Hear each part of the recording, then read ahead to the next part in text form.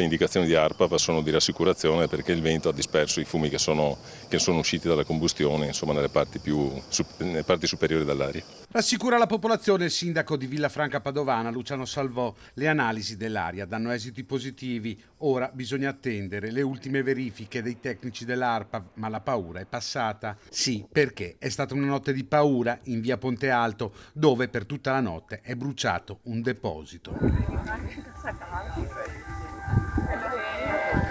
Tantissimi scoppi, perché era un deposito di auto, dicono, batterie, cose. Infatti quello è il motivo per cui non ci hanno fatto passare, perché hanno detto che c'era pericolo di scoppio e quindi poteva arrivare anche qualcosa qui sul cavalcavia. Le fiamme hanno lambito anche l'autostrada, che è rimasta chiusa tutta la notte nel tratto tra Grisignano e Padova Ovest.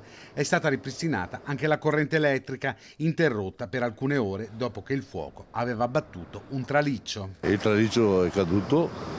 Siamo stati senza circa 3 ore e mezza, comunque sono stati bravi, veramente. Incessante il lavoro dei pompieri, che solo dopo molte ore hanno avuto la meglio sul rogo. Parecchio materiale infiammabile, abbiamo gomme, abbiamo auto vecchie, depositate, stoccate negli anni e abbandonate in questo scenario. Troppo presto per fare ipotesi sulla natura del rogo, anche se non si esclude nessuna pista, compresa quella del Dolo, un'area che da più di 20 anni è al centro di polemiche per il continuo ammasso di rottami. Il comune era intervenuto già nel 2018. Questa area è stata posta sotto sequestro all'inizio del 2018, dopo i tentativi ripetuti da parte del comune di far cessare le attività che si svolgevano all'interno e le opposizioni costanti da parte della proprietà.